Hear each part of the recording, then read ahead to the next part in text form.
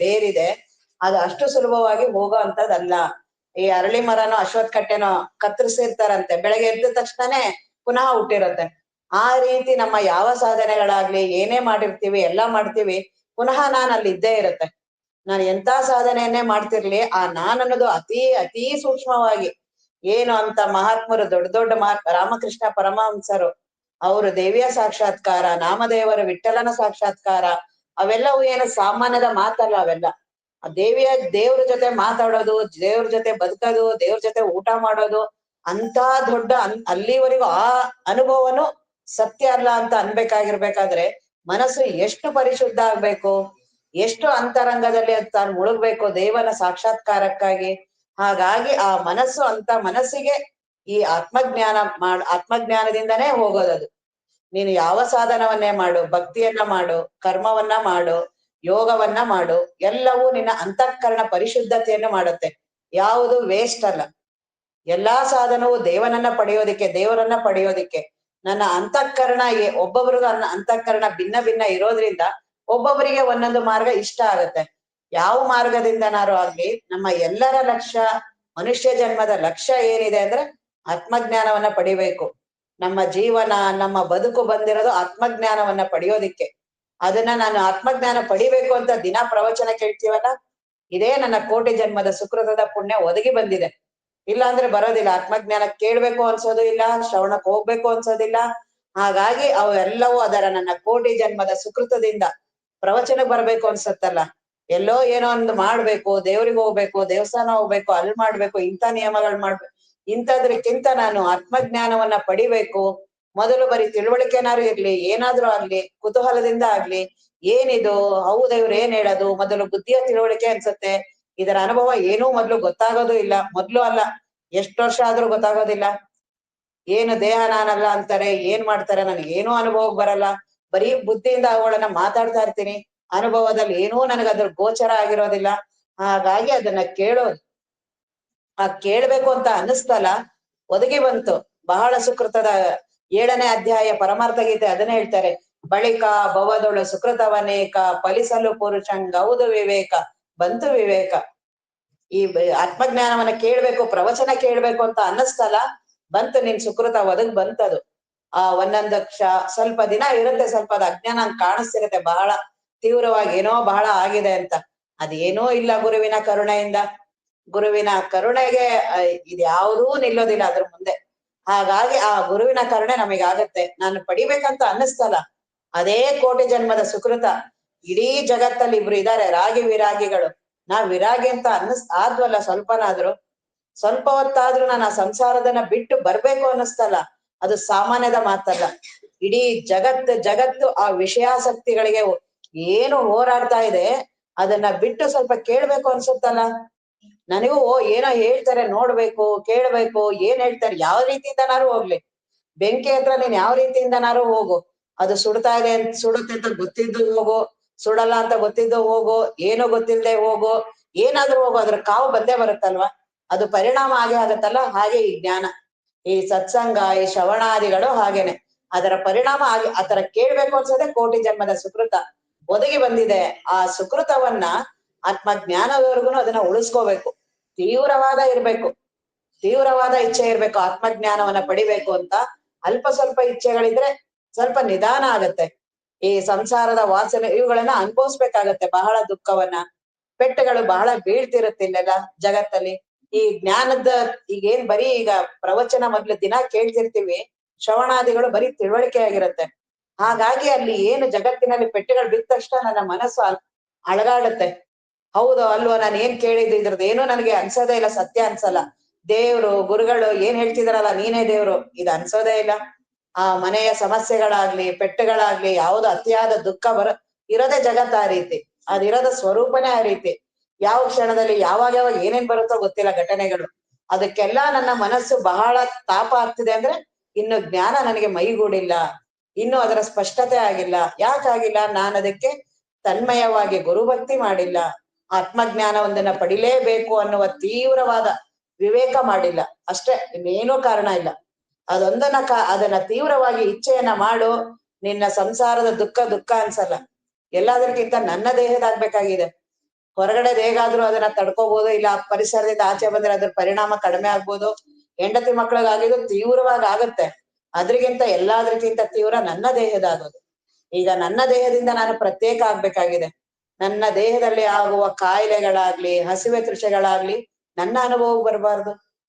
ಅದು ಎಲ್ಲೋ ಆಗ್ತಿದೆ ಅನ್ಸ್ಬೇಕು. ಈಗ ನಿನಗಾಗ್ತಾ ಇರುವ ಹಸಿವೆ ತೃಷೆಗಳು ನನ್ನ ಅನುಭವಕ್ಕಿಲ್ಲ.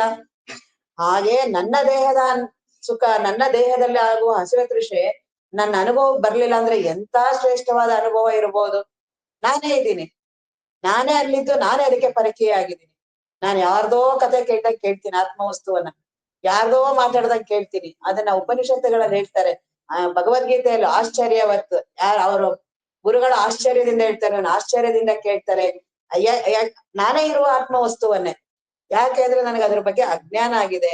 ಆ ಅಜ್ಞಾನ ಹೋಗ್ಬೇಕಂದ್ರೆ ನಿತ್ಯ ಶ್ರವಣ ಮತ್ತೆ ತೀವ್ರವಾದ ಇಚ್ಛೆ. ಬದುಕು ಬಹಳ ಎಲ್ಲಿ ಗಾಳಿಯಲ್ಲಿ ಇಟ್ಟಿರುವ ದೀಪದಂಗಿದೆ. ನೀನು ಹೀಗೆ ನನಗ್ ಪ್ರವಚನ ಸಿಗತ್ತೆ, ಹೀಗೆ ಗುರುಗಳಿರ್ತಾರೆ, ನಾನು ಆತ್ಮಜ್ಞಾನ ಪಡಿಬೇಕು ಅನ್ನುವ ಬಹಳ ಅನ್ಕೋಬೇಡ. ಯಾವಾಗ ಬೇಕಾದ್ರೂ ಏನ್ ಬೇಕಾದ್ರೂ ಆಗ್ಬೋದು. ಯಾವಾಗ ಈಗ ತೀವ್ರವಾಗಿ ಎಲ್ಲವೂ ಅವಕಾಶ ಇದ್ದಾಗ, ಪಾರಾದ್ರೆ ಗಾಳಿ ಬಂದಾಗ ತೂರ್ಕೊ ಅಂತಾರಲ್ಲ, ಅವೆಲ್ಲವೂ ಸಾಮಾನ್ಯವಾದ ಮಾತುಗಳಲ್ಲ, ಅವೆಲ್ಲ ಅನುಭವದ ಮಾತುಗಳು. ಈಗ ನಾಳೆ ನನಗೆ ಪ್ರವಚನ ಕೇಳಕ್ ಆಗುತ್ತೋ ಇಲ್ವೋ ಗೊತ್ತಿಲ್ಲ, ನಾಳೆ ಯಾವ ಘಟನೆಗಳಾಗುತ್ತೋ ಗೊತ್ತಿಲ್ಲ. ನಾಳೆ ಅರ್ಧ ಈಗ ಕೂತಿದ್ದಾಗಲೇ ಯಾವ್ದೋ ಒಂದು ಫೋನ್ ಬರುತ್ತೆ, ಯಾವ್ದೋ ಮನೆಯದ್ ಏನಾದ್ರು ಒಂದ್ ಘಟನೆ ಆಗತ್ತೆ, ಇಲ್ಲ ನನ್ನ ದೇಹವೇ ಏನಾರು ಆಗ್ಬೋದು, ಏನ್ ಬೇಕಾದ್ರೂ ಆಗ್ಬೋದು. ಅದೆಲ್ಲವೂ ಅನಿತ್ಯದ ಮೇಲೆ ನಿಂತಿದೆ. ಅದ್ರ ಮೇಲೆ ಬಹಳ ಭರವಸೆ ಇಡ್ಬೇಡ. ನೀನು ಸತ್ಯ ವಸ್ತು ಇದೆಯಾ ಆ ಕಡೆ ಬಹಳ ತೀವ್ರವಾಗಿ ಮಾಡ್ಬೇಕಾಗತ್ತೆ. ಅಂತ ಸತ್ಯ ವಸ್ತುವನ್ನ ಅನುಭವಿಸೋದು ಹೇಗೆ? ನನಗೆ ತೀವ್ರವಾದ ದೇಹಾಭಿಮಾನ ಇದೆ, ಮನಸ್ಸಿನ ಅಭಿಮಾನ ಇದೆ, ನಾನ್ ಜೀವ ನಾನು ಅಂತ ಇದೆ. ಆತ್ಮ ವಸ್ತುವನ್ನ ಯಾವುದೋ ಒಂದು ಸ್ವರ್ಗಾದಿಗಳನ್ನ ಕೇಳ್ದಂಗ್ ಕೇಳ್ತಿರ್ತೀನಿ ನಾನು. ನನಗೆ ಅನುಭವ ದೇಹಾದಿಗಳು, ಅದೆಲ್ಲೋ ಆತ್ಮ ವಸ್ತುವನ್ನ ಪ್ರವಚನ ಬಂದಾಗ ಅಲ್ಲೆಲ್ಲೋ ಹೋಗಿ ಕೇಳ್ತೀನಿ, ವಾಪಸ್ ನಾನು ಇಲ್ಲಿ ಒರ್ಜಿನಲ್ ಇರ್ತೀನಿ, ದೇಹಾದಿಗಳಲ್ಲೇ ಇರ್ತೀನಿ. ಈ ರೀತಿ ನನ್ನ ಅನುಭವ ಇದೆಯಲ್ಲ, ಇದು ಪೂರ್ತಿ ಅಸತ್ಯ ಅನಿಸ್ಬೇಕಾಗಿದೆ. ಇದಕ್ಕೆ ಏನೂ ನನಗೆ ಸ್ಪರ್ಶ ಇಲ್ಲ ಅನ್ನುವ ಅನುಭವ ಬರೋವರೆಗೂ ತೀವ್ರವಾಗಿ ಇದರಲ್ಲಿ ಮುಳುಗ್ಲೇಬೇಕು. ಆತ್ಮಚಿಂತನ ಹಗಲಿರುಳು ನಡಿಲೇಬೇಕು.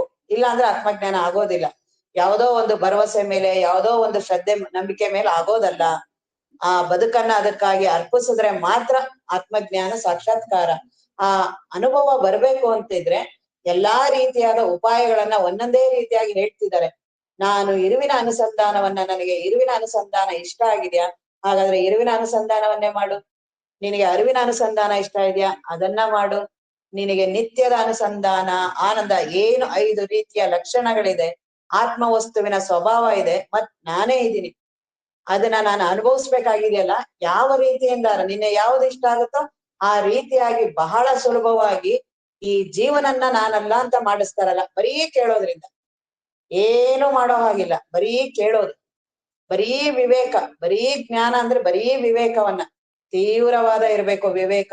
ಆ ವಿವೇಕವನ್ನು ಮರೆಸುವಂತಹ ನಮ್ಮ ಪ್ರಾರಬ್ಧ ಕರ್ಮಗಳಿರುತ್ತೆ. ದಿನಾ ನಮ್ಮ ವಿವೇಕವನ್ನ ಮರೆಸ್ತಿರತ್ತೆ. ಇಲ್ಲಿ ಪ್ರವಚನದಲ್ಲಿ ಕೇಳ್ಬೇಕಾದ್ರೆ ವಿವೇಕ ಜಾಗೃತ ಆಗತ್ತೆ. ಪುನಃ ಇಲ್ಲಿಂದ ಆಚೆ ಇನ್ನೂ ಮುಗೀತಿದ್ದಾಗೆ ಆಗ್ಲೇ ವಿವೇಕ ಮರೆಯಾಗತ್ತೆ. ಅದನ್ನ ಮರೆಸುವಂತಹ ನಮ್ಮ ತೀವ್ರವಾದ ವಿವೇಕ ಎಂತ ಶ್ರೇಷ್ಠ ವಿವೇಕನೇ ಇರ್ಲಿ, ನಾನ್ ಆತ್ಮಜ್ಞಾನ, ನಾನ್ ಬ್ರಹ್ಮ ವಸ್ತು ಇದೀನಿ, ಹಾಗಿದ್ದೀನಿ, ಹೀಗಿದ್ದೀನಿ, ನನ್ಗೆಲ್ಲವೂ ತೀವ್ರ ವಿವೇಕ ಇರ್ಲಿ. ಆದ್ರೆ ಪ್ರಾರಬ್ಧ ಕರ್ಮ ಬಂತು, ಇಷ್ಟು ವಿವೇಕವನ್ನು ಹೊಡೆದಾಕ್ಬಿಡುತ್ತೆ. ಹಾಗಾಗಿ ತೀವ್ರವಾಗಿ ಆತ್ಮಜ್ಞಾನವನ್ನ ಪಡೀದೆ ಇನ್ಯಾವುದ್ರಿಂದನೂ ಸುಖ ದುಃಖ ಹೋಗೋದಿಲ್ಲ. ಇವುಗಳಿಂದ ದಿನ ಕೇಳಿದಾಗ ಮಾಡಿದಾಗ ಮನಸ್ಸು ಸಮಾಧಾನ ಆಗುತ್ತೆ. ಆದ್ರೆ ಅಷ್ಟಕ್ಕೆ ನಿಲ್ಬಾರ್ದು. ಇವತ್ತು ನಾನ್ ಕೇಳ್ದೆ, ಇವತ್ ನನಗೆ ಆರಾಮಾಯ್ತು, ಯಾರು ಹೇಳಿದ್ದು? ತಿರ್ಗಾ ನಾನ್ ತಿರ್ಗಾ ಪುನಃ ನಾನನ್ನ ಎಲ್ಲಿವರೆಗೂ ಜೋಪಾನ ಮಾಡ್ತಿರ್ತೀನಿ ಅಲ್ಲಿವರೆಗೂ ಅದರದ ಏಟುಗಳು ಬೀಳತ್ತೆ, ಅದರಗಳ ಪೆಟ್ಟುಗಳು ಆಗತ್ತೆ, ಅದರ ಸುಖ ದುಃಖಗಳು ಆಗತ್ತೆ. ನಾನನ್ನೋದೇ ಬಹಳ ಅಜ್ಞಾನದಲ್ಲಿರೋನಿಗೆ ಸುಖ ದುಃಖ ಆಗದೆ ಇರತ್ತ. ಅವನ ಅದ್ರಲ್ಲೇ ಹೊಡೆದಾಡಿ ಇಲ್ಲಿದ್ರು ಏನೋ ಪರವಾಗಿಲ್ಲ. ಕೆಲವು ಸಲ ಪುಣ್ಯದಾಗ ಇದರಿಂದ ಕೊನೆಯವರೆಗೂ ನನ್ನ ಜೀವನ, ನನ್ನ ಆರೋಗ್ಯ ಚೆನ್ನಾಗಿರ್ಬೋದು, ಹೆಂಡತಿ ಮಕ್ಕಳು ನಾನು ಕೇಳ್ದಂಗಿರ್ಬೋದು, ಕೇಳತರ ದುಡ್ಡಿನ ಅನುಕೂಲತೆ ಇರ್ಬೋದು, ಎಲ್ಲವೂ ಇರ್ಬೋದು. ಆದ್ರೆ ಮುಂದಿನ ಜನ್ಮ ಯಾವುದು, ಹೇಗೆ, ಏನ್ ಬರುತ್ತೆ ಯಾರಿಗೂ ಗೊತ್ತಿಲ್ಲ. ಹಾಗಾಗಿ ಈಗ್ಲೇ ಆತ್ಮಜ್ಞಾನವನ್ನ ಪಡಿತೀನಿ ಅನ್ನುವ ತೀವ್ರವಾದ ಇಚ್ಛೆ ಇರೋರಿಗೆ ಈಗ ಸಾಧನೆಯನ್ನ ಹೇಳ್ತಾ ಹೋಗ್ತಿದ್ದಾರೆ. ನೀನ್ ಮೊದಲನೇ ಜನ್ಮ, ನೀನ್ ಇದೊಂದೇ ಏನ್ ಜನ್ಮ ಅಂತ ಇಲ್ಲ, ಮೊದ್ಲು ಜನ್ಮ ಬಂದಿದೆ, ಈಗ್ಲೂ ಬಂದಿದೆ, ಮುಂದೆನೂ ಈ ರೀತಿ ಜನ್ಮ ಬರುತ್ತೆ.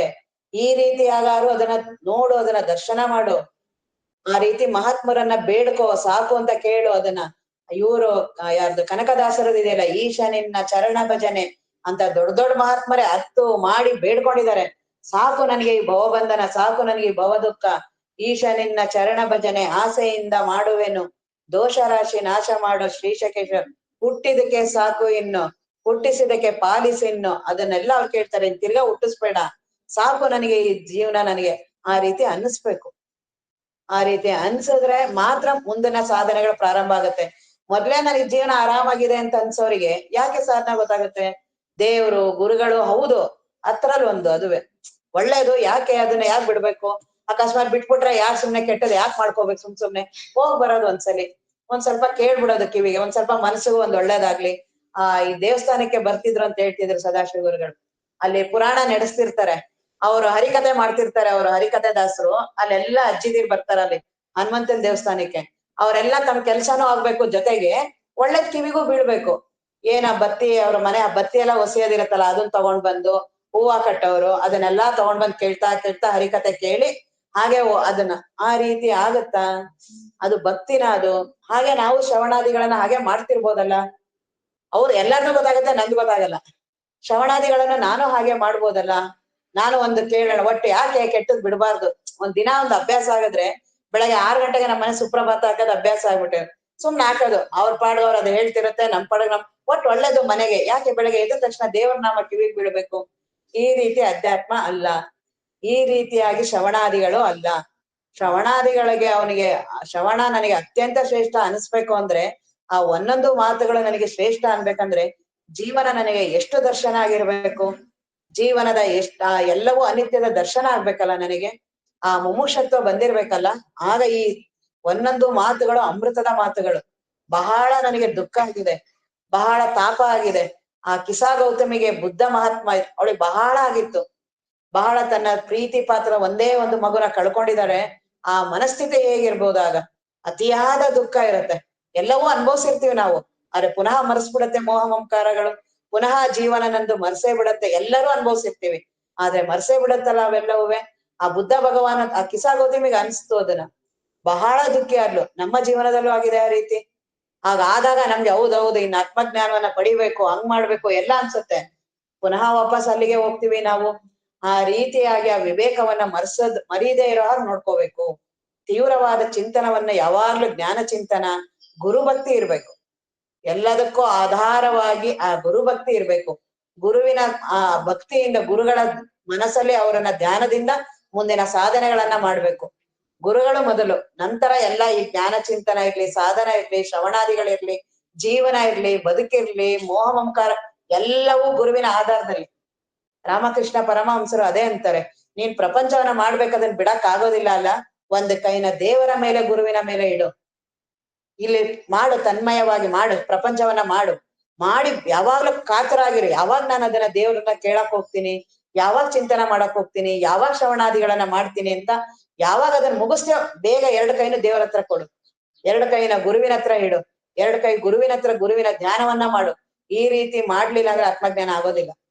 ಇಲ್ಲ ಬರೀ ಶಬ್ದದ ತಿಳುವಳಿಕೆಯನ್ನ ಮಾಡಿ, ಬರೀ ಶಾಸ್ತ್ರವನ್ನ ಮಾಡಿ ಒಣ ಪಾಂಡಿತ್ಯವನ್ನ ಪಡಿಬಹುದು, ಜ್ಞಾನ ಒಣ ಶೂನ್ಯ, ಅದರಿಂದ ಏನೂ ಆಗೋಲ್ಲ. ಒಂದು ನನ್ನ ದೇಹದ ಒಂದು ಸುಖ ದುಃಖಗಳು ಹೋಗಲ್ಲ, ಮತ್ತೆ ಮಾನಸಿಕವಾಗಿ ಏನು ಭವಬಂಧನ ಇದೆಯಲ್ಲ ಯಾವುದೂ ಕಡಿಮೆ ಆಗಲ್ಲ. ಗುರುಭಕ್ತಿಯಿಂದ ಮನಸ್ಸು ಶುದ್ಧ ಆಗತ್ತೆ, ಗುರುಭಕ್ತಿಯಿಂದ ಜ್ಞಾನ ತಾನೇ ಸ್ಪಷ್ಟ ಆಗತ್ತೆ, ವಿವೇಕವನ್ನ ಜಾಗೃತಗೊಳಿಸುತ್ತೆ. ನಾನು ಎಲ್ಲೇ ಇರ್ಲಿ ಅದು ನನ್ಗೆ ಅಂಟದೇ ಇರಂಗ್ ಮಾಡುತ್ತೆ. ಅದನ್ನ ಬಿಡ್ಸೋಲ್ಲ, ಅದನ್ನ ಗುರುಗಳು ಯಾವ್ದನ್ನೂ ಬಿಡ್ಸಲ್ಲ. ನೀನ್ ಎಲ್ಲೇ ಇರ್ತೀಯಲ್ಲ ಅಲ್ಲೇ ಇರು, ಅಲ್ಲೇ ಅವುಗಳ ಯಾವುದು ನಿನಗೆ ಪ್ರಭಾವ ಮಾಡಲ್ಲ. ಅದೇ ಹೆಂಡತಿ ಮಕ್ಳು ಇರ್ತಾರೆ, ಅವ್ರನ್ನೇನ್ ಬಿಟ್ಟು ಏನ್ ಬಹಳ ವೈರಾಗ್ಯ ಬಂದ್ ಎಲ್ಲೂ ಹೋಗಲ್ಲ, ಅಲ್ಲೇ ಇರ್ತಿ, ಆದ್ರೆ ವಿವೇಕ ಇರುತ್ತೆ. ಅದೆಲ್ಲವೂ ಬರೋದು ಗುರುಭಕ್ತಿಯಿಂದ.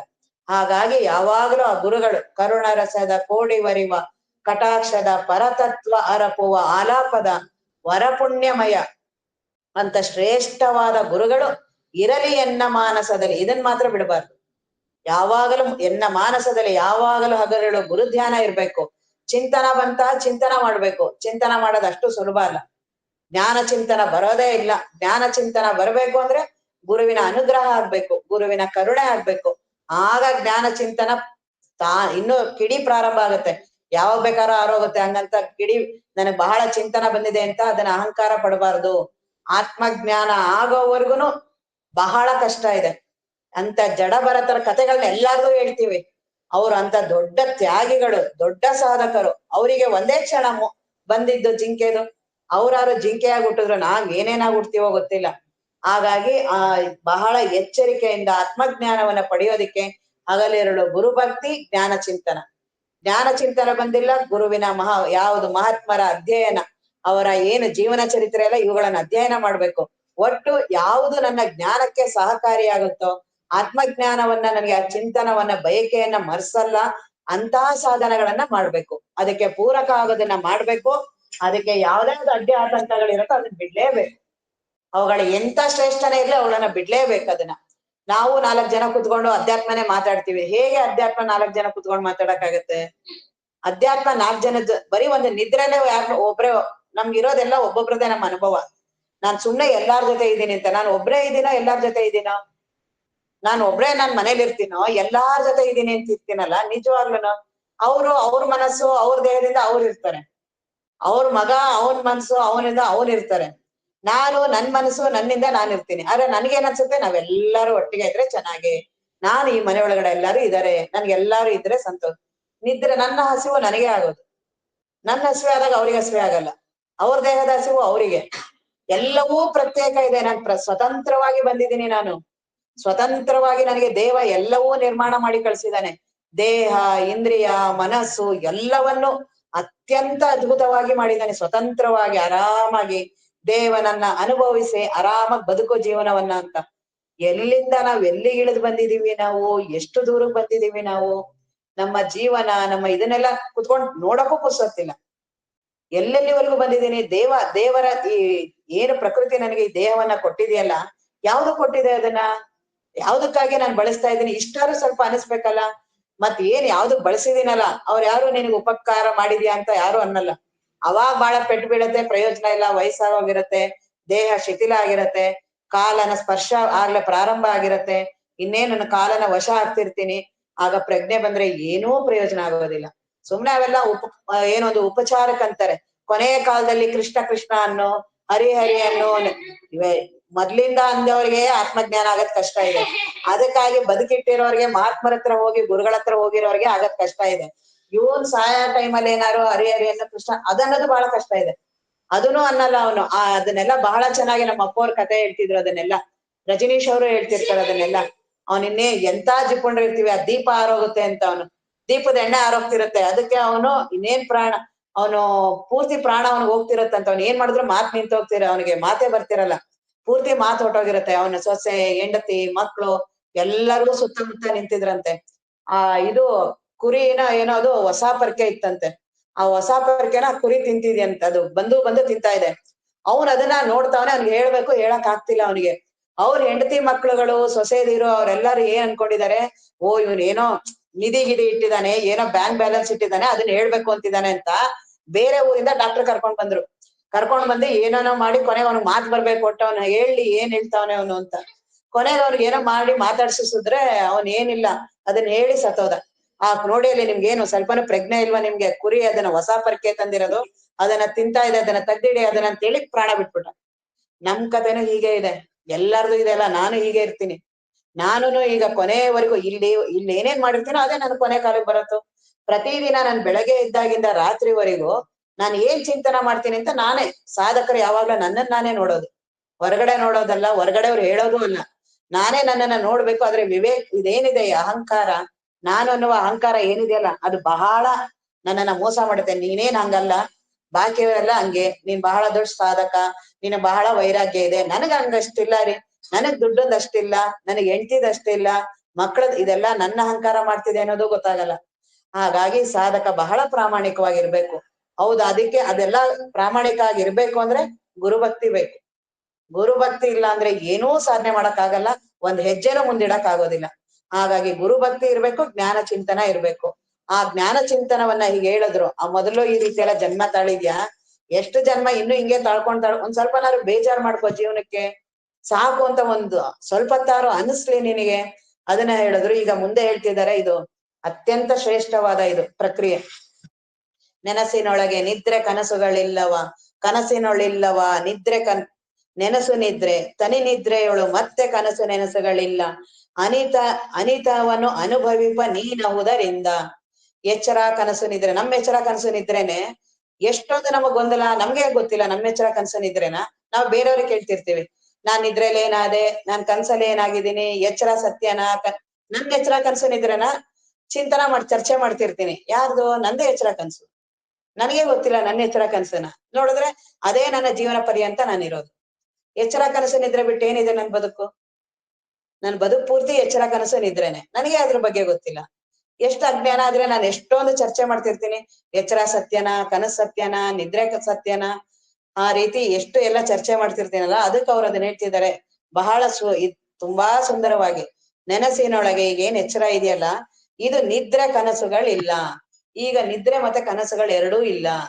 ಇನ್ನ ಕನಸು ಬರುತ್ತೆ, ಆಗ ನಿದ್ರೆ ಮತ್ತೆ ಎಚ್ಚರ ಇಲ್ಲ. ಇನ್ನ ನಿದ್ರೆ ಬಂದಾಗ ಎಚ್ಚರ ಕನಸು ಎರಡೂ ಇಲ್ಲ.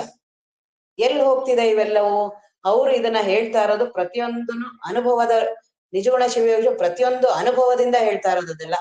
ಇದೆಲ್ಲವೂ ಉಪನಿಷತ್ತುಗಳಲ್ಲಿ ಮಹಾತ್ಮರು, ಎಲ್ಲರೂ ದಾರ್ಶನಿಕರು, ಅವರೆಲ್ಲ ತಾವು ಏನು ಕಂಡ ಅನುಭವವನ್ನ ನಮ್ಮ ಅನುಭವಕ್ಕೆ ಬರೋ ಹಾಗೆ ಸುಲಭವಾಗಿ ಹೇಳ್ತಿದ್ದಾರೆ. ಈ ರೀತಿ ಚಿಂತನ ಮಾಡಿ ನೋಡು. ಏನು ಎಚ್ಚರ ಸತ್ಯ ಸತ್ಯ ಅಂತೆಲ್ಲ, ಅದು ಸತ್ಯ ಇದೆಯಾ? ಕನಸು ಸತ್ಯ ಅಂತ್ಯ, ಅದು ಸತ್ಯ ಇದೆಯಾ? ನಿದ್ರೆ, ಈ ಮೂರು ನಿನ್ನ ಅನುಭವನೇ. ಮೂರಲ್ಲಿ ಯಾವ್ದು ನಿನ್ನ ಅನುಭವ? ಮೂರು ಒಂದೇನಾ, ಮೂರು ಪ್ರತ್ಯೇಕನಾ? ನೆನ್ನೆ ಇದ್ರ ಬಗ್ಗೆನೆ ಅಲ್ಲಿ ಬಹಳ ಚರ್ಚೆ ಎಲ್ಲ ನಡೀತಿತ್ತು. ಎಚ್ಚರ, ಈಗ ಅದು ಪ್ರಶ್ನೋತ್ತರ ನಡೀತಿತ್ತು ನೆನ್ನೆ. ಕನಸಿನಲ್ಲಿ ಅವರ ಪ್ರಶ್ನೆ ಏನಂದ್ರೆ, ಈಗ ಎಚ್ಚರ ಒಂದು ಸತ್ಯ, ಕನಸುನು ಒಂದು ರೀತಿಯ ಸತ್ಯ, ನಿದ್ರೆನು, ಈ ಮೂರು ಅನುಭವಗಳು ನನಗಿದೆ.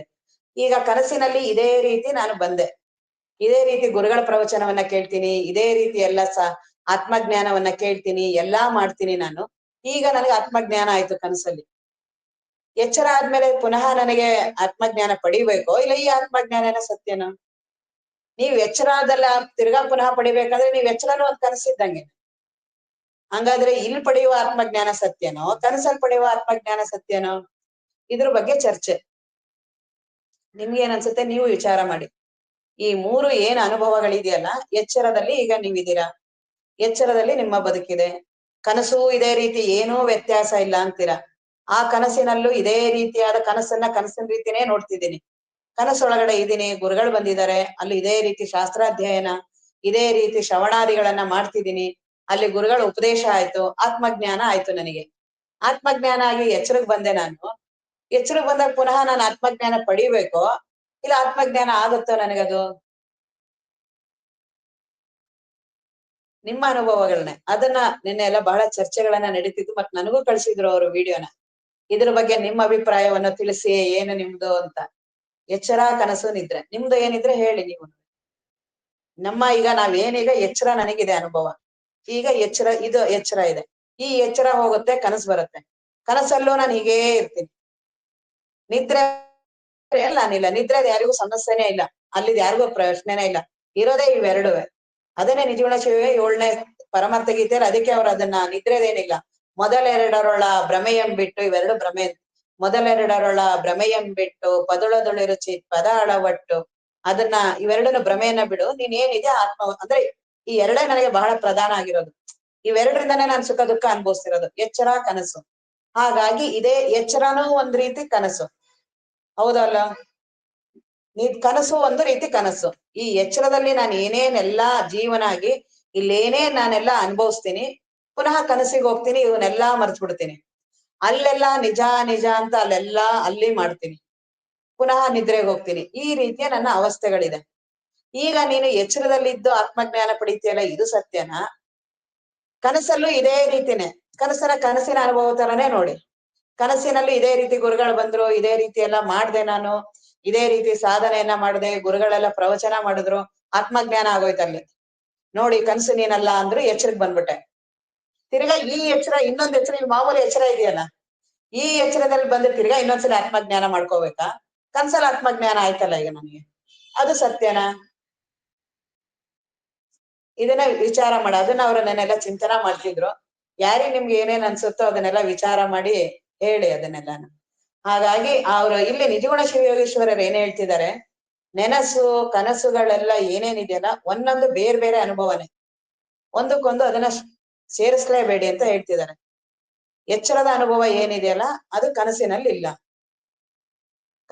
ಕನಸಂತ ಬರ್ಬೇಕಂದ್ರೆ ಎಚ್ಚರ ಪೂರ್ತಿ ಮರೆಯಾಗ್ಬೇಕು ನೀವು. ಇನ್ನ ಕನಸಿನ ಅನುಭವ ಬಂದಿದೆ, ಎಚ್ಚರ ಪೂರ್ತಿ ಮರೆಯಾಗ್ಬೇಕು. ಎಲ್ಲವೂ ಪ್ರತ್ಯೇಕ ಅನುಭವಗಳು. ಅವ್ರು ಅದನ್ನೇ ಇಲ್ಲಿ ಹೇಳ್ತಾ ಇರೋದು. ಹೌದೋ ಅಲ್ಲೋ? ನೆನಸಿನೊಳಗೆ ನಿದ್ರೆ ಕನಸುಗಳಿಲ್ಲ. ಈಗ ನನಗೆ ಎಚ್ಚರ ಇದೆ, ನನಗೆ ಇನ್ನೆರಡು ಅನುಭವಗಳು ನನಗಿಲ್ಲ. ಹೌದೋ ಅಲ್ಲ? ಹೌದು. ಈಗ ಎಚ್ಚರದಲ್ಲಿ ನಾನು ಇದೀನಿ, ಪ್ರವಚನಕ್ಕೆ ಬಂದಿದ್ದೀನಿ, ಕೇಳ್ತಾ ಇದ್ದೀನಿ, ಗುರುಗಳು ಹೇಳ್ತಾರೆ ನೀನ್ ಅಲ್ಲ ಇದೆಲ್ಲ ಅಂತ. ಈ ಎಚ್ಚರ ನೀನಲ್ಲ ಅಂತ ಎಚ್ಚರದಿಂದ ಆಚೆ ಹೋಗ್ತೀಯ, ಆತ್ಮಜ್ಞಾನ ಆಗುತ್ತೆ. ಇದೇ ರೀತಿ ನನಗೆ ಈಗ ಎಚ್ಚರ ಹೋಯ್ತು, ಕನಸು ಬಂತು. ಕನಸಲ್ಲೂ ನಾನು ಇದೇ ರೀತಿ ಗುರುಗಳು ಕೂತಿದ್ದಾರೆ, ಅಲ್ಲೇ ಹಿಂಗೆ ಶ್ರವಣಕ್ಕೆ ಬಂದಿದ್ದೀನಿ, ಅಲ್ಲೂ ಹಿಂಗೆ ಪ್ರವಚನವನ್ನ ಕೇಳ್ತಿದ್ದೀನಿ, ಅಲ್ಲೂ ಇದೇ ಹೇಳಿದ್ರು. ಕನಸಲ್ಲಿ ಅಂದ್ರು, ನೋಡು ನೀನ್ ಏನೇನು ಈಗ ಏನ್ ಅನುಭವಿಸ್ತಾ ಇದೆಯಲ್ಲ ಇದೆಲ್ಲ ಏನ ನೀ ಸತ್ಯ ಇದೆಲ್ಲ ಇಲ್ಲ. ನೀನ್ ಈ ಕನಸಿನಿಂದ ಅಲ್ಲಿ ಎಚ್ಚರನೇ ತಾನೇ ಇದು, ಅಲ್ಲಿ ಕನಸು ಅಂತ ಇಲ್ಲ. ಆ ಕನಸಲ್ಲಿ ಅಂತ ನೋಡಿ ನೀನ್ ಏನ್ ಈಗ ಎಚ್ಚರ ಅಂತೀಯಲ್ಲ, ಈ ಎಚ್ಚರ ನೀನಲ್ಲ, ಇದರಿಂದ ಹೊರಗಿದ್ಯಾ ನೀನು, ಆತ್ಮ ವಸ್ತು ಇದೆಯಾ ಅಂತ.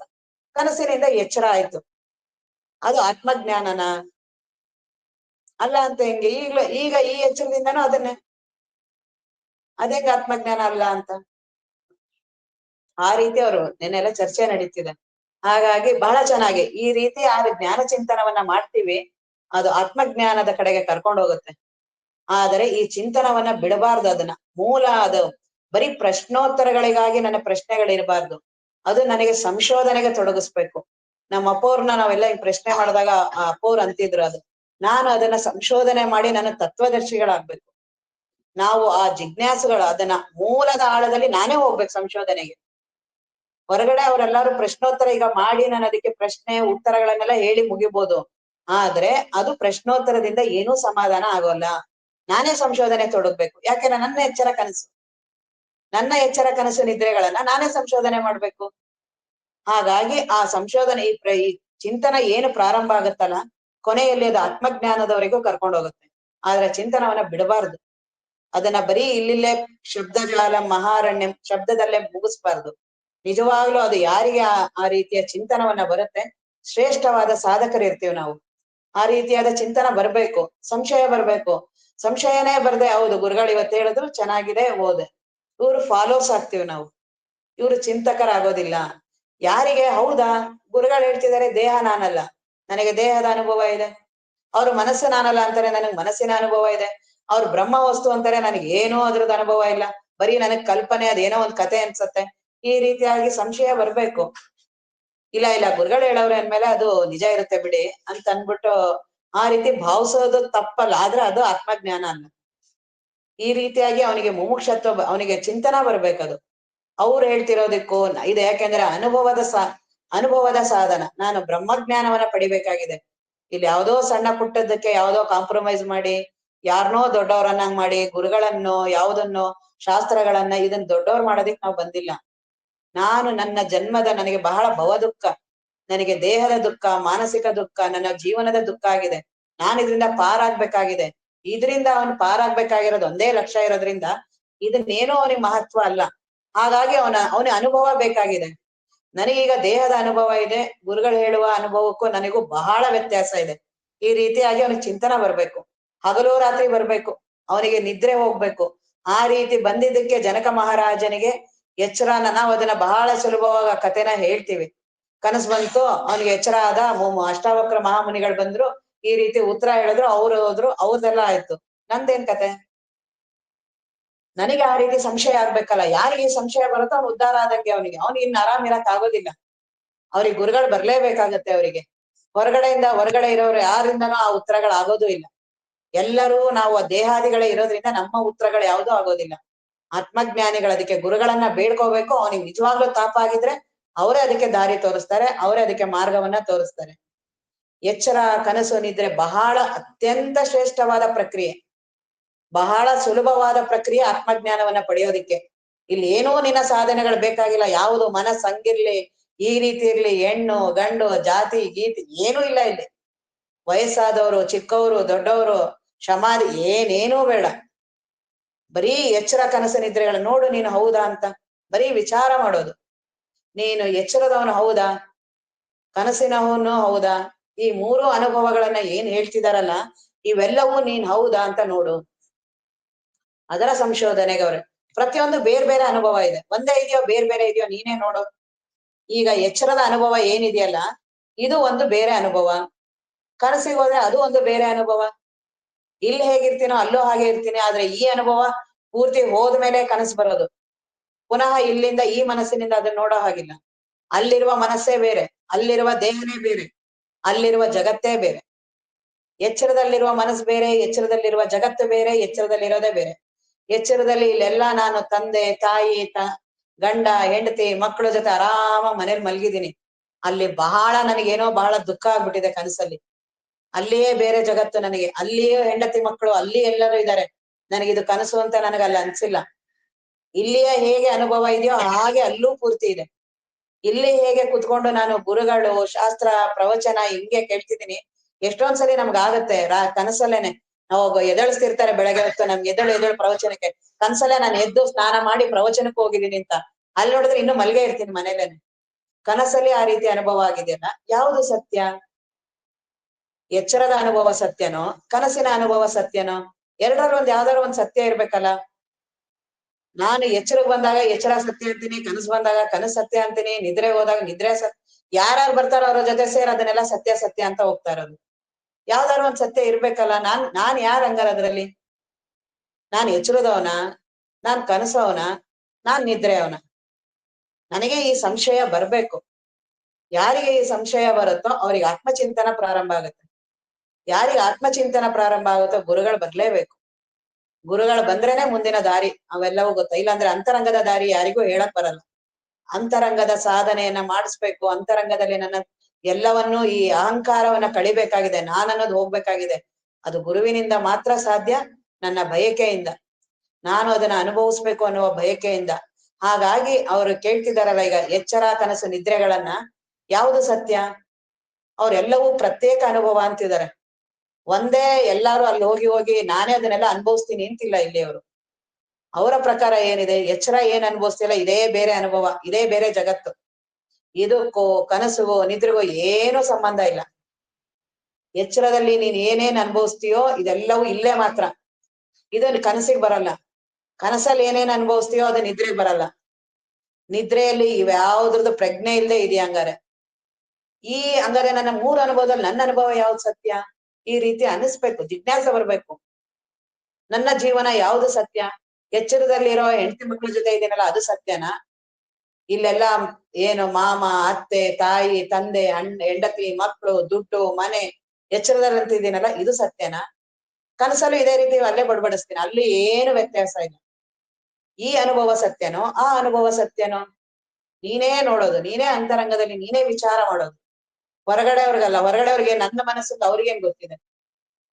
ನನ್ನ ಜಗತ್ತು ಅವ್ರಿಗೆ ಗೊತ್ತಾಗುತ್ತೆ. ನನ್ನ ದೇಹ ನನ್ನ ಅಂತರಂಗ ನನ್ನ ಜಗತ್ತು ಬೇರೆಯವ್ರಿಗೆ ಯಾರಿಗೂ ಗೊತ್ತಾಗಲ್ಲ. ಅವ್ರ ಮನಸ್ಸು ಅವ್ರ ದೇಹದ್ದು ನನಗ್ ಗೊತ್ತಾಗಲ್ಲ. ಸುಮ್ನೆ ಗೊತ್ತಾಗಿದೆ ಅಂತ ಸುಮ್ನೆ ಭ್ರಮೇಲಿ ಬಡಬಡಿಸ್ತಾ ಇರ್ತೀವಿ ಅಷ್ಟೇನೆ. ನಮ್ ಹೆಂಡತಿ ಅಂತವ್ರು ಅಂತ ಗೊತ್ತಿಲ್ವಾ, ಅವ್ರ ಸ್ವಭಾವ ಗೊತ್ತಿಲ್ವಾ? ನನ್ ಮನಸ್ಸಂದೇ ನನಗ್ ಗೊತ್ತಾಗಿಲ್ಲ, ನಾನೇ ಗಾಬರಿ ಆಗ್ತೀನಿ ಒಂದೊಂದ್ಸಲಿ. ಯಾಕೆ ಹಿಂಗ್ ನನ್ ಮನಸ್ಸು ಮಾಡ್ತಿದೆ? ನನ್ ಮನ್ಸು ಯಾಕೆ ಹಿಂಗಿತ್ತು? ಬೆಳಗ್ಗೆ ನಾನೇ ಚೆನ್ನಾಗಿಟ್ಟಿದ್ನಲ್ಲ, ನನಗೆ ನನ್ ಮನ್ಸನ್ ಗೊತ್ತಿಲ್ಲ, ಬೇರೆಯವ್ರದ್ದು ಹೇಗೆ ಗೊತ್ತಾಗತ್ತೆ? ಹಾಗಾಗಿ ನನ್ನ ಎಚ್ಚರವನ್ನ ಯಾವುದು ನಂದು ಸತ್ಯ? ಈಗೇನ್ ಬಂದು ನಾನ್ ಕುತ್ಕೊಂಡು ಪ್ರವಚನ ಎಚ್ಚರ ನನಗಾಗಿದೆ, ಈಗ ಬಂದ್ ಕೂತಿದ್ದೀನಿ ಪ್ರವಚನಕ್ಕೆ, ಪ್ರವಚನ ಕೇಳ್ತಾ ಇದ್ದೀನಿ, ಜ್ಞಾನ ಚಿಂತನ ನಡೆದಿದೆ, ಇದನ್ನೆಲ್ಲಾ ಹೇಳ್ತಿದ್ದಾರೆ. ಈಗ ಇದು ಸತ್ಯನಾ? ಇದೇ ರೀತಿ ಕನಸಲ್ಲುವೆ ಇದೇ ರೀತಿನೇ, ಏನೂ ವ್ಯತ್ಯಾಸ ಇಲ್ಲ. ಅಲ್ಲೂ ಬೆಳಗ್ಗೆ ಬೇಗ ಎದ್ದೆ, ಅಲ್ಲೂ ಗುರುಗಳ ಪ್ರವಚನ ರೂಮ್ಗೆ ಹೋಗ್ಬೇಕು ಟೈಮ್ ಆಯ್ತು ಅಂತೆಲ್ಲ ಎದ್ದು ಸ್ನಾನ ಮಾಡಿ ರೆಡಿಯಾಗಿ ಅಲ್ಲೂ ಎಲ್ಲ ಬಂದೆ, ಅಲ್ಲೂ ಗುರುಗಳು ಕೂತಿದ್ದಾರೆ, ಅಲ್ಲೂ ಬ್ರಹ್ಮೋಪದೇಶ ನಡೀತಿದೆ. ಇಲ್ಲಿ ಅನುಭವದಿಂದ ಕನಸನ್ನ ನೋಡಬಾರದು. ಕನಸಿನಲ್ಲಿ ಕನಸಿನ ರೀತಿನೇ, ಅಲ್ಲಿಗೆ ಎಚ್ಚರದ ಯಾವುದೂ ಇಲ್ಲ. ಇಲ್ಲೇನ್ ಎಚ್ಚರದಲ್ಲಿ ಏನಿದೆಯಲ್ಲ ಇದು ಯಾವ ಅನುಭವನು ಪೂರ್ತಿ ಹೋದ್ಮೇಲೆ ಕನಸು ಬರೋದು. ಅದು ಪೂರ್ತಿ ಸ್ವತಂತ್ರ, ಎಲ್ಲವೂ ಸ್ವತಂತ್ರವಾದ ಅನುಭವಗಳು. ಕನಸು ಸ್ವತಂತ್ರವಾದ ಅನುಭವ, ಎಚ್ಚರವೂ ಸ್ವತಂತ್ರವಾದ ಅನುಭವ, ನಿದ್ರೆಯೂ ಸ್ವತಂತ್ರವಾದ ಅನುಭವ. ಒಂದಕ್ಕೊಂದು ಅಲ್ಲ. ಅದನ್ನ ಅವ್ರು ಇಲ್ಲಿ ಹೇಳ್ತಿದ್ದಾರೆ. ಎಚ್ಚರದಳು ನನ್ನ ಕನಸು ಇಲ್ವೇ ಇಲ್ಲ, ಅದ್ರ ಅಡ್ರೆಸ್ಸೇ ಇಲ್ಲ. ಈಗ ನೀನ್ ಎಚ್ಚರ ಇದೆಯಾ, ಏನೇನ್ ಮಾತಾಡ್ತಿದ್ಯಾ ಎಲ್ಲಾ ಮಾಡ್ತಿದ್ಯಲ್ಲ, ಏನ್ ಪ್ರಶ್ನೋತ್ತರ ಹಾಗೆ ಹೀಗೆ ಜ್ಞಾನ ಚಿಂತನ, ನಾನು ಆತ್ಮಜ್ಞಾನ ಪಡಿಬೇಕು ಎಲ್ಲಾ ಅಂತೀಯಲ್ಲ, ಕನಸಿಗೆ ಹೋದ ತಕ್ಷಣ ನೀನ್ ಇಲ್ವೇ ಇಲ್ಲ, ಅಲ್ಲಿ ಬೇರೆನೆ ಆಗ್ಬಿಟ್ಟಿದ್ಯಾ. ಅಲ್ಲಿ ಏನೋ ನಿನಗೆ ಚಿಂತನಾನೇ ಬಂದಿಲ್ಲ, ಅಲ್ಲಿ ಬಹಳ ಸಾಂಸಾರಿಕ ಆಗಿರ್ಬೋದು, ಬಹಳವಾಗಿ ಅಲ್ಲೆಲ್ಲ ವ್ಯಾಮೋಹಗಳಿಂದ ಕೂಡಿರ್ಬೋದು, ವಿಪರೀತವಾಗಿ ಇಲ್ಲ ಏನಾದ್ರು ದುಷ್ಟ ಚಟಗಳನ್ನ ಮಾಡಿರ್ಬೋದು, ದುಷ್ಟನಾಗಿರ್ಬೋದು, ಕೆಟ್ಟವರಾಗಿರ್ಬೋದು, ಏನೇನಾರು ಆಗಿರ್ಬೋದು ಕನಸಲ್ಲಿ.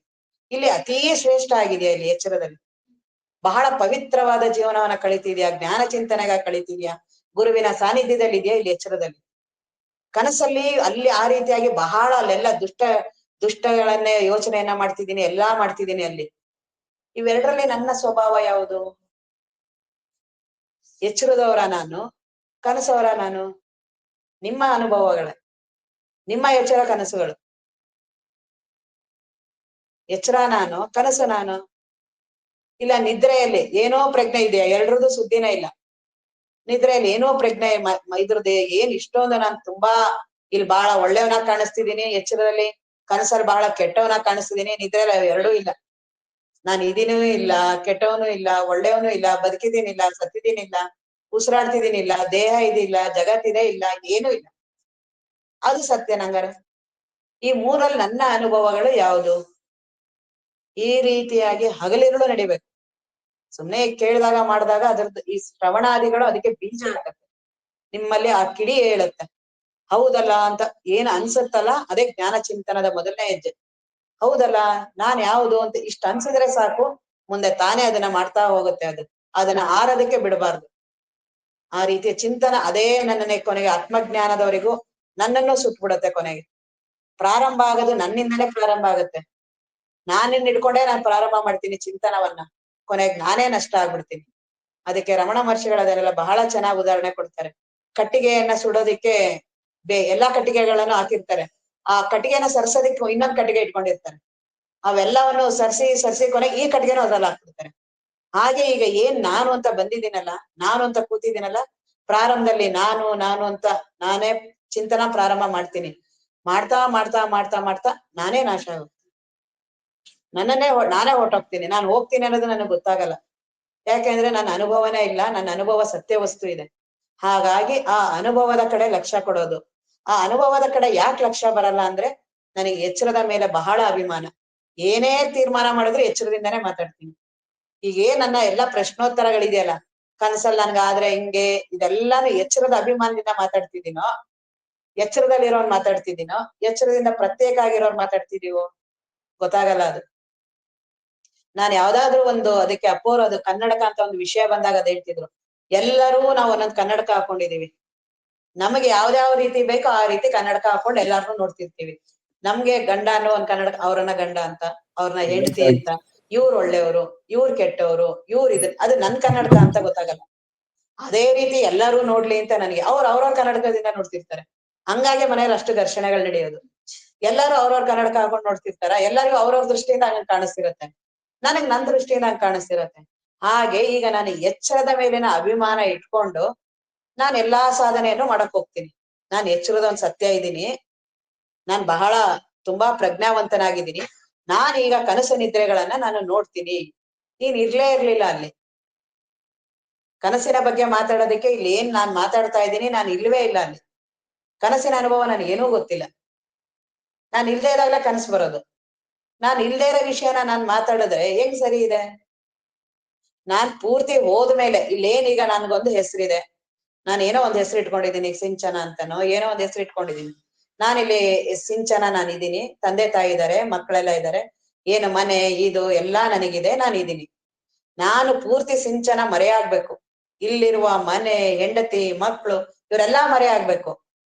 ಇವರೆಲ್ಲಾ ಮರೆ ಆದ್ಮೇಲೆ ಆ ಕನಸು ಬರೋದು. ಆದ್ರೆ ಮಾತಾಡ್ತಾ ಇರೋನ್ ಯಾರು? ಇಲ್ಲಿ ಬಂದು ಮಾತಾಡ್ತಾ ಇರೋನು ಈ ಸಿಂಚನ ಮಾತಾಡ್ತಾ ಇರೋದು. ಇವಳು ಅಲ್ಲಿ ಇಲ್ವೇ ಇಲ್ಲ ಕನಸಲ್ಲಿ. ಇವಳು ಪೂರ್ತಿ ಎಚ್ಚರದವನ್ ಹೋದ್ಮೇಲೆ ಕನಸು ಬರೋದು. ಹೌದಾ ಅಲ್ಲ? ಪೂರ್ತಿ ಇಲ್ಲಿರುವ ಮನೆ ಹೋಗ್ಬೇಕು, ಎಲ್ಲ ಹೋಗ್ಬೇಕು, ಇದ್ರದ್ದೆಲ್ಲಾ ಪ್ರಜ್ಞೆ ಕಡಿಮೆ ಆಗುತ್ತೆ. ಇಲ್ಲಿರುವ ದೇಹದ ಪ್ರಜ್ಞೆ ಹೋಗುತ್ತೆ, ಮನಸ್ಸಿನ ಪ್ರಜ್ಞೆ ಹೋಗುತ್ತೆ, ಎಲ್ಲ ಜಗತ್ತು ಕಾಲ ಎಲ್ಲ ತಾನೇ ಮರೆಯಾಗುತ್ತೆ. ಮರೆಯಾಗಿ ಪೂರ್ತಿ ಇದು ಹೋದ ತಕ್ಷಣ ಅಲ್ಲೊಂದು ಇನ್ನೊಂದ್ ಜಗತ್ ಪ್ರಾರಂಭ ಆಗುತ್ತೆ. ಅಲ್ಲಿ ಇಲ್ಲಿರುವ ಯಾವ ಒಂದು ಚೂರು ಕುರುವು ಅಲ್ಲಿಲ್ಲ. ಅಲ್ಲಿರುವ ಅನುಭವನ ಅಲ್ಲಿ ರೀತಿ ನೋಡಿದ್ರೆ ನಾನು ಅಲ್ಲಿ ಪ್ರತ್ಯೇಕನೇ ಇದ್ದೀನಿ. ಅಲ್ಲಿ ಅಲ್ಲಿರೋದಕ್ಕೂ ಇಲ್ಲಿರುವ ಸಿಂಚನ ಇಲ್ಲೆಲ್ಲ ಆರಾಮ ಊಟ ಮಾಡಿ ಎಲ್ಲಾ ಮಾಡಿ ಇಲ್ಲೆಲ್ಲಾ ಮಲ್ಗಿ ಅಲ್ಲಿ ಇಲ್ವೇ ಇಲ್ಲ. ಅಲ್ಲಿ ಬೇರೆನೆ ಸೃಷ್ಟಿಯಾಗೋಗಿದ್ದೀನಿ ಅಲ್ಲಿ. ಬೇರೆನೆ ಅಲ್ಲೆಲ್ಲ ಇಡೀ ಅಲ್ಲಿ ಇಲ್ಲಿ ಏನ್ ಬಹಳ ಆರಾಮಿದ್ದೀನೋ ಅಲ್ಲಿ ಬಹಳ ಅಲ್ಲಿ ಏನ್ ಇಲ್ಲೆಲ್ಲ ಏನೇನ್ ಹೆದರಿಕೆ ಇತ್ತಲ್ಲ ಅಲ್ಲೆಲ್ಲ ಅಲ್ಲಿ ಬಂದ್ಬಿಟ್ಟಿದೆ. ಅಲ್ಲೆಲ್ಲ ಏನು ಹುಲಿ ಅವು ಇವು ಏನೇ ನನ್ಗೆ ಒಟ್ಟು ಇಲ್ಲಿ ಭಯ ಏನೇನ್ ಇರುತ್ತೋ ಅದನ್ನೆಲ್ಲಾ ಅಲ್ಲಿ ಅನುಭವಿಸ್ತಾ ಇದ್ದೀನಿ. ಇಲ್ಲಿ ಆರಾಮಾಗಿ ಮಲಗಿದ್ದೀನಿ. ನಾನು ಇಲ್ಲಿ ಪೂರ್ತಿ ವಾಶ್ ಔಟ್ ಆದಾಗ ಅಲ್ಲಿ ಬಂದಿರೋದು. ಮತ್ ನಾನ್ ಆ ಕನಸಿನ ಸುದ್ದಿ ಇಲ್ಲಿ ಮಾತಾಡ್ತೀನಲ್ಲ, ಹೇಗೆ ಸತ್ಯ? ನಾನ್ ಬಹಳ ಸುಮ್ನೆ ಎಲ್ಲಾನು ಈಗ ಮಾತಾಡ್ತೀನಲ್ಲ, ನಮ್ ಗಂಡನ್ ಬಗ್ಗೆ ನಮ್ಗೆ ಗೊತ್ತಿಲ್ವಾ? ಹೆಂಗ್ ಗೊತ್ತಿರತ್ತೆ? ಅವ್ರ ಮನಸ್ಸು ನಂಗೆ ಗೊತ್ತಿಲ್ಲ, ನನ್ ಮನಸ್ಸೇ ನನಗೆ ಗೊತ್ತಿಲ್ಲ. ನನ್ ಮನಸ್ಸೇ ಏನೇನೋ ಯಾವಾಗ ಏನೇನ್ ಮಾಡ್ತಿರುತ್ತೆ ಗೊತ್ತಿಲ್ಲ. ಅವ್ರದ್ದು ಗೊತ್ತು ಅಂತೆಲ್ಲ ಮಾತಾಡಿ ಸುಮ್ನೆ ಸುಖ ದುಃಖ ಅನ್ಭವಿಸ್ತೀನಲ್ಲ, ಹಂಗೆ ಈಗ ಎಚ್ಚರದವ್ ನಾನಾಗಿ ಬಹಳ ಅಭಿಮಾನದಿಂದ ಕನಸಿನ ಬಗ್ಗೆ ಮಾತಾಡ್ತೀನಿ. ನಾನು ಅಲ್ಲಿ ಇಲ್ವೇ ಇಲ್ಲ, ಕನಸಿನ ಅನುಭವ ನನಗೆ ಗೊತ್ತೇ ಇಲ್ಲ. ನಿದ್ರೆ ಬಗ್ಗೆ ಮಾತಾಡ್ತೀನಿ. ನಾನ್ ಪೂರ್ತಿ ಇಲ್ಲೇ ಇದ್ದಾಗ ನಿದ್ದೆ ಬಂದಿದ್ದು. ಅವ್ರು ಅದನ್ನ ಹೇಳ್ತಿದ್ದಾರೆ, ಪ್ರತಿಯೊಂದು 3 ಅನುಭವಗಳು ಬೇರೆ ಬೇರೆ. ಎಲ್ಲೋ ತಪ್ಪುತ್ತಿದೀವಿ, ನಾವು ನೋಡೋ ದೃಷ್ಟಿನೇ ತಪ್ಪಿದೆ. ಎಚ್ಚರದ ಮೇಲೆ ಬಹಳ ಅಭಿಮಾನದಿಂದ ಇಟ್ಕೊಂಡು ಎಲ್ಲವನ್ನು ನೋಡ್ತಿದೀವಿ. ಇಲ್ಲಿಂದನೇ ಎಲ್ಲವನ್ನು ತೀರ್ಮಾನ ಮಾಡ್ತಿದ್ದೀನಿ. ಈ ಎಚ್ಚರದ ವ್ಯಕ್ತಿ, ಎಚ್ಚರದ ಜೀವ ಆಗಿದ್ದೀನಲ್ಲ, ಇಲ್ಲಿಂದಾನೇ ಕನಸು ನಿದ್ರೆಗಳನ್ನ ತೀರ್ಮಾನ ಮಾಡ್ತೀನಿ. ನಾನು ಇಲ್ದೇ ಇದ್ದಾಗ ಅವೆರಡು ಅವಸ್ಥೆಗಳು ಬರೋದು. ನನ್ಗೇನ್ ಗೊತ್ತಿದೆ ಅದು? ಹಂಗಾರೆ ಗೊತ್ತಾಗೋನ್ ಬೇರೆ ಯಾರೋ ಇದ್ದಾನೆ. ಆದ್ರೆ ಈ ಎಚ್ಚರದ ಮನಸ್ಸು ಮೋಸ ಮಾಡ್ತಿದೆ. ತಾನೇ ಎಲ್ಲ ನೋಡಿದೀನಿ, ತನಗೆ ಎಲ್ಲ ಅನುಭವ ಇದೆ ಅಂತ ಅದ್ ಮಾಡ್ತಿದೆ ಅಂತ ಅನ್ಸುತ್ತೆ. ಸಮಯ ಆಗಿದೆ, ಪುನಃ ನಾಳೆ. ಓಂ ಪೂರ್ಣ